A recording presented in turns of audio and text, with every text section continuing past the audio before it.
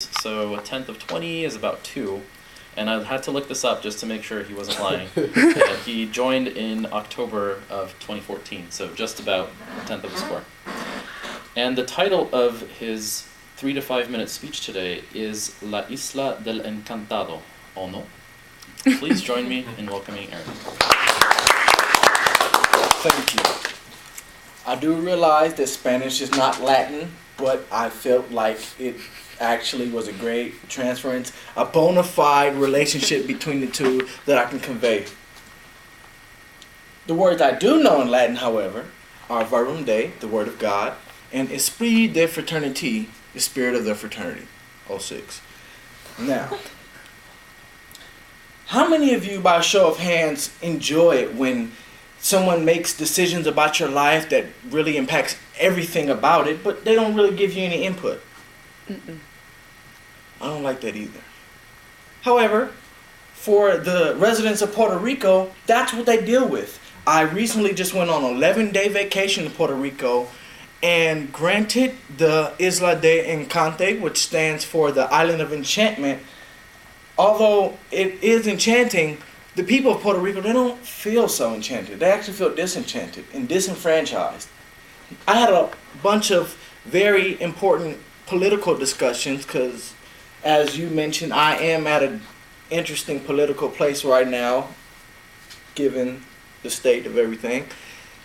I found that the residents of Puerto Rico, they are not even allowed to vote for the president. They literally cannot participate in the electoral process, nor can they vote for Congress. However, with being a territory of the U.S., they are severely, tremendously impacted by the person that we choose to lead us, by the decisions that Congress makes, by the financial decisions that whoever's controlling this money, they say the Treasury, but is not, makes. For them, it was very interesting. I mean, it's very interesting because as evolved as they want to be, they know that they can never do that. I actually saw Bernie Sanders' propaganda posted on the abandoned buildings that riddle the city.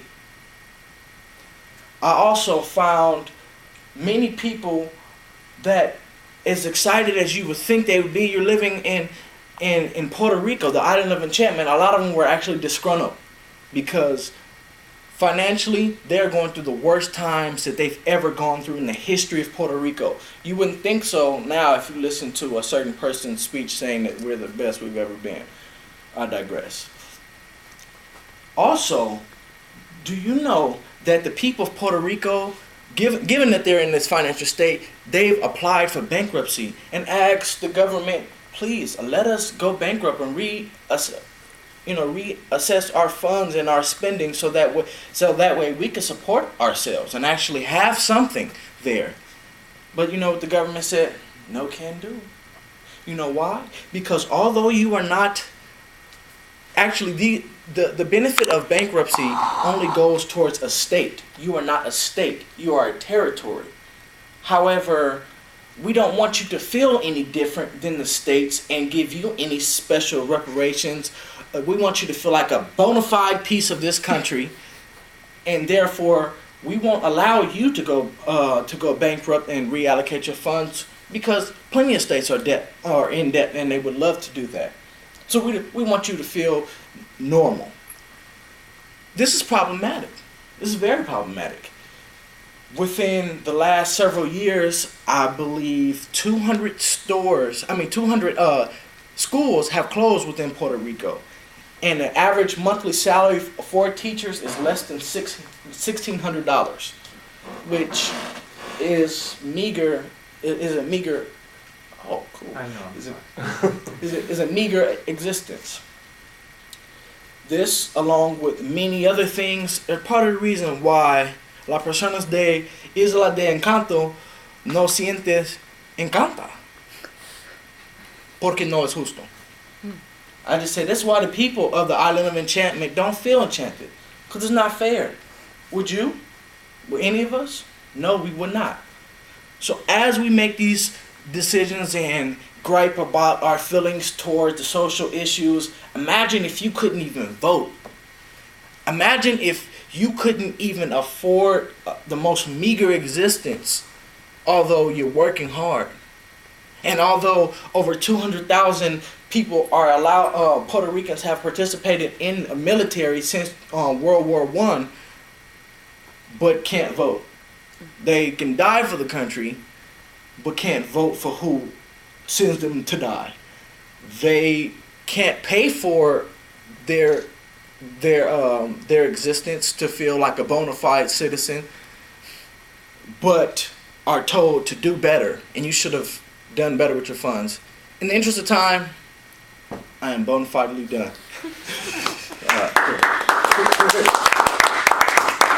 Okay, questions? When you, okay, no. Ladies first. Okay. When you were, what was the biggest shock to you going there? I mean, did you know the political turmoil before you were going there? And if you did, what was a good example of that really you took away from that trip? Okay.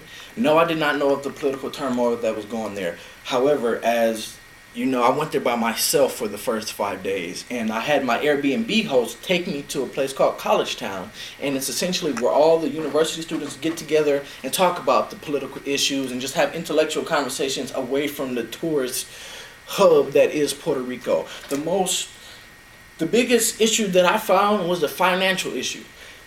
You see so many abandoned buildings. Mm-hmm. The only companies you see there are American, well, they're American, but Walgreens, CVS, and companies of the sort.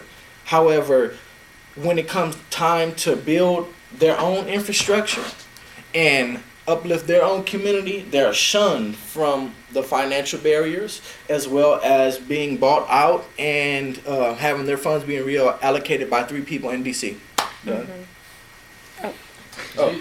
Do you think that the proper way of the Puerto Ricans to acquire their own rights and ability to elect their own officials is through some outside action, international sanctions or interference, or for them to have their own sort of revolution and take their country back?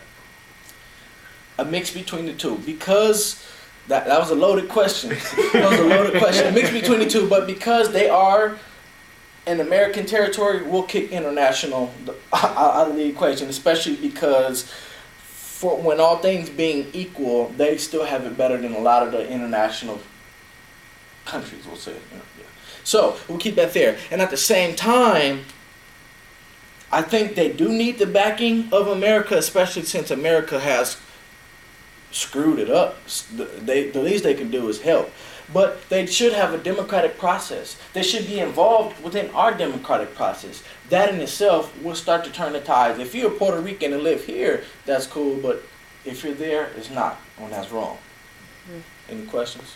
The last one was up. All right, so the largest city that holds the largest population of Puerto Ricans outside Puerto Rico is actually New York City. Absolutely. Because that they are actually in the mainland of America, that would make them American citizens. Do you feel that a possible solution would be that body going into Congress on their behalf, saying we are American citizens, we're not from the territory, we were born here, and then fighting for the rights of the territory? Absolutely, absolutely, but corruption kills. So while that is definitely a viable, bona fide solution, I do think that there has to be conversations had, and so that make sure that the interests are transferred, because the life for the Puerto Rican here is much different than the life for the Puerto Rican back home. I'm done. Thank you. Wait,